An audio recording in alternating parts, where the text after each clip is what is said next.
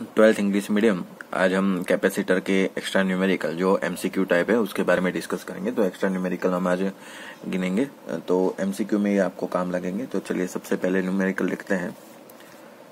आपको एक ऐसे सर्किट गिवन है डेटा में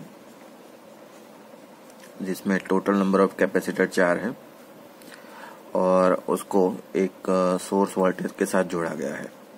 ये जो आपका सोर्स वोल्टेज है वो आपका 100 वोल्ट, सभी की वैल्यू लिख देता हूँ। यह है आपकी 2 माइक्रोफेरेड है, ये आपका 6 माइक्रोफेरेड का कैपेसिटर, ये भी 6 माइक्रोफेरेड का और ये भी आपका 6 माइक्रोफेरेड का। तो क्वेश्चन ऐसा है यहाँ पर कि आपको 2 माइक्रोफेरेड के अक्रॉस में पोटेंशियल निकालना है ना। मैं आपको पूरा क्वेश्चन नहीं लिख रहा हूँ, शॉर्ट में समझा देता हूँ, तो आप वो लिख लेना। मैं ओरली बोल देता हूँ। यह सर्किट ऐसे गिवन है, 100 वोल्ट का आपको सोर्स लगाए हुआ और आपको 2 माइक्रोफेरेड के अक्रॉस में वोल्टेज निकालना है, पोटेंशियल निकालना है। तो चलिए कैसे करेंगे। तो आप सबको सीरीज पैरेलल का याद होगा कि सीरीज में चार्ज की वैल्यू सेम होती है, ठीक है। तो चलिए सबसे पहले क्या करते हैं, ये 6 जो माइक्रोफेरेड कैपेसिटर है इसका इक्विवेलेंट निकालते हैं।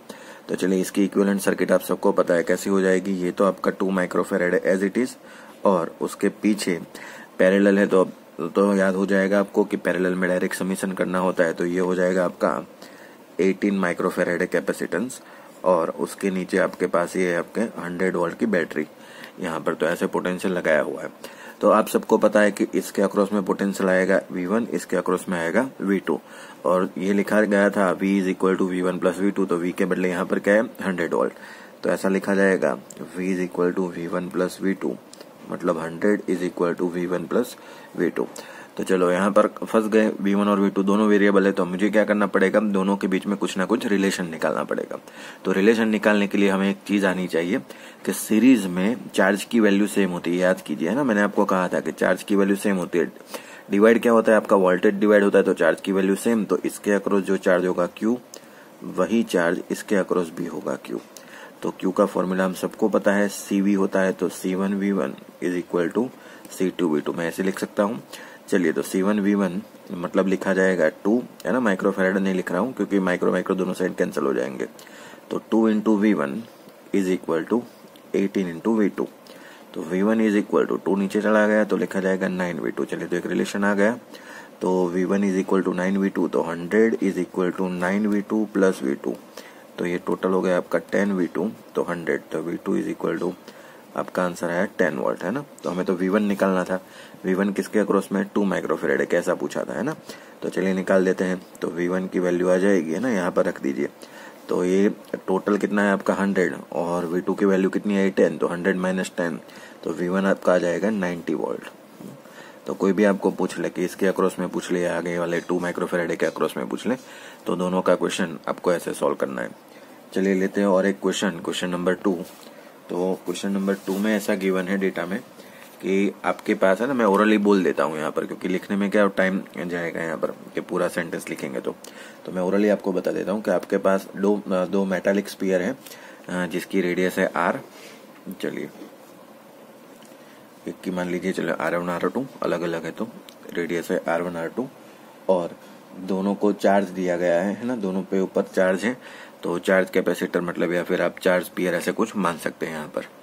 अब उसको क्या किया जाता है ना, इनिशियल स्टेज पर इसको मान लो Q1 Q2 जो भी होगा वो तो उसकी जरूरत नहीं है। तो अगर मान लो इन दोनों को जोड़ दिया जाए तो क्वेश्चन ऐसा पूछा है कि आप इलेक्ट्रिक फील्ड का रेशियो निकाल दीजिए। इसके ऊपर इलेक्ट्रिक फील्ड आपकी E1, इसके ऊपर इलेक्ट्रिक फील्ड आपकी E2। तो E1 बाई E2 का रेशियो निकालना है आपको। तो चलिए निकालने का ट्राई करते हैं। आप सबको पता है कि इनिशियल स्टेज पे अगर मान लो कि अलग होता तो इस पर चार्ज Q1 होता, अलग होता तो इस पर चार्ज Q2 होता। अब जैसे ही कंबाइन करोगे तो चार्ज का ट्रांसफर होगा और जैसे ही चार्ज का ट्रांसफर होता है, आप सबको याद है कि चार्ज ट्रांसफर कब तक होता है, जब तक दोनों के ऊपर आपका पोटेंशियल सेम नहीं हो जाता। पोटेंशियल सेम होने की कंडीशन में आप ऐसा लिखेंगे कि V1 is equal to V2। तो पोटेंशियल का फॉर्मूला आपको पता है कि इसके ऊपर जो नया चार्ज आ गया होगा तो K Q1 डैश नाम दे देते हैं। चलिए, है ना, ये तो इनिशियल चार्ज था, अब नया चार्ज कुछ ना कुछ जनरेट हो गया होगा तो उसको Q1 डैश देते हैं कि Q बाई R फॉर्मूला होता है उसका। तो यहाँ पर radius R1 is equal to K Q dash by R2 ऐसा लिख देंगे। चलिए मुझे तो किसके साथ रिलेशन निकालना था, R रेडियस और दूसरा था ऑप्शन में आपको रेडियस के अकॉर्डिंग दिया हुआ है, तो हमें E1 E2 के फॉर्म में निकालना है। तो E का फॉर्मूला क्या है, तो इलेक्ट्रिक फील्ड का फॉर्मूला हमारा था KQ/R², याद कीजिए।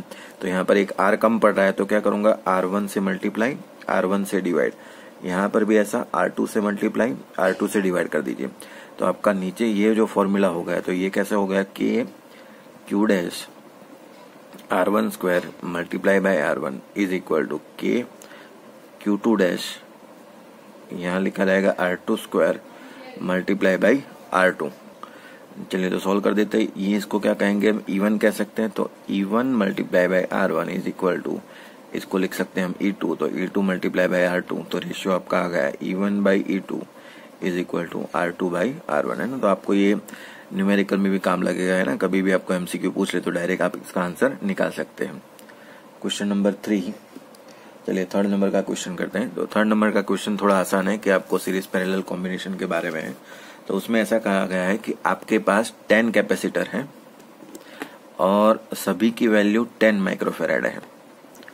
तो आपको पूछा गया है कि आपको रेशियो निकालना है, ratio of maximum capacitance divide by minimum capacitance. तो मैक्सिमम डिवाइड बाय मिनिमम का मतलब ये 10 कैपेसिटर को आप ऐसे लगाना है कि जब एक बार आपकी मैक्सिमम वैल्यू है और एक बार मिनिमम वैल्यू है, उन दोनों को आपको रेशियो निकाल के देखना है। तो आप सबको पता होना चाहिए कि मैक्सिमम वैल्यू कब आती है, जब आप पैरेलल में कनेक्ट कीजिए, है ना। पैरेलल में C इक्विवेलेंट का आंसर क्या था, C1 + C2 + C3, तो वो मैक्सिमम वैल्यू होती है। तो जब भी आप मैक्सिमम निकालेंगे तो पैरेलल में लगाएंगे। अब पैरेलल में आपको पता है क्या फॉर्मूला था, NC, तो N मतलब यह क्या लिखेंगे आप यहाँ पर, देखो C की वैल्यू यहाँ पर क्या गिवन है डेटा में 10 माइक्रोफेराड है, तो वो लास्ट में हम पुट कर देंगे। तो मतलब यहाँ पर लिखा जाएगा 10C। और मिनिमम कब होगा, जब आप उसको सीरीज में लगाए, तो उसमें क्या था आपका फॉर्मूला C/N, है ना। तो C तो आपके 10 माइक्रोफेराड है और नंबर ऑफ कैपेसिटर भी कितने हैं, 10। चलिए तो दोनों का रेशियो ले लेते हैं यहाँ पर, Cmax divide by Cminimum 10C divide by C/10, है ना। तो 10 ऊपर चला गया, C से C कैंसिल, तो 100/1 ऐसा आंसर आएगा आपका। चलिए क्वेश्चन नंबर 4। क्वेश्चन नंबर 4 में ऐसा कहा गया है आपको कि आपके पास 27 ड्रॉप्स है वाटर के, इन सभी को मिलाकर और एक बड़ा ड्रॉप बनाया जाता है। तो इसका कैपेसिटेंस निकालना है, capacitance of big drop divide by capacitance of small drop, इन दोनों का रेशियो निकालना है आपको। किसके फॉर्म में निकालना है, तो एक नंबर आएगा या फिर रेडियस के फॉर्म में, जिसके भी फॉर्म में आपको निकालना है निकाल सकते हैं। चलिए तो स्टार्ट करते हैं। आपको एक चीज याद होनी चाहिए कि दोनों के रेडियस के बीच में रिलेशन कितना है।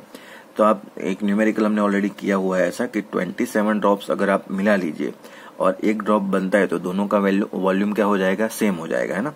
तो आप मान लो कि volume of bigger drop is equal to 27 multiply by volume of smaller drop, ऐसे हो जाएगा, है ना। बिगर ड्रॉप का और 27 मिला लीजिए, वो तो सेम हो जाएगा। तो बड़े ड्रॉप की वैल्यू मान लेते हैं, रेडियस की R मान लेते हैं कैपिटल। तो आपको पता है कि वॉल्यूम ऑफ ड्रॉप मतलब स्फीयर क्या होता है, 4/3 πr³। और यहाँ पर लिखा जाएगा 27 4/3 पाई, इसकी रेडियस मान लेता हूँ स्मॉल r। तो यहाँ पर देखिए πr³ कैंसिल, सॉरी पाई और 4/3 कैंसिल, ये कैंसिल, ये r³ ऐसा बचा, r³ is equal to 27 r³, है ना। तो r इज इक्वल टू लिखा जाएगा 3r रिलेशन, है ना, क्यूब रूट लगा लीजिए यहाँ पर। तो r और ये आपका आंसर आया, r is equal to 3r। अब आपको स्पेरिकल कैपेसिटर का फॉर्मूला पता है। स्पेरिकल कैपेसिटर का फॉर्मूला क्या है, तो C is equal to 4πε0r, है ना। तो चलिए बिगर ड्रॉप के लिए लिखते हैं, C of bigger drop is equal to 4πε0r, और स्मॉल ड्रॉप के लिए लिखा जाएगा 4πε0, है ना, और यहाँ पर लिखा जाएगा स्मॉल r। तो इसको अगर कंपेयर करिए, उड़ाना है, तो ये दोनों 4πε0 4πε0 तो कैंसिल हो जाएंगे जब भी आप रेशियो लेंगे। लेकिन मैं r को क्या लिख सकता हूँ, r is equal to 3r लिख सकता हूँ। तो मैं इसको ऐसे लिखूंगा 4πε0 3r, ऐसे भी लिख सकता हूँ मैं, है ना। तो आप ये 1 नंबर और ये 2 नंबर दोनों का रेशियो निकाल दीजिए। तो देखो ध्यान से, 4πε0 कैंसिल, r से r कैंसिल, तो ऊपर 3 बचा और नीचे कुछ नहीं बचा, तो 3/1 ऐसे आपके ऑप्शन में आंसर होता है। तो आपका आंसर आ गया यहाँ पर 3/1। तो ऐसे न्यूमेरिकल बहुत सारे हैं, तो आपको एक शीट भेज दूंगा, वो ट्राई कीजिए आप घर पे, ठीक है, और नहीं समझ में आए तो कांटेक्ट कर दीजिए।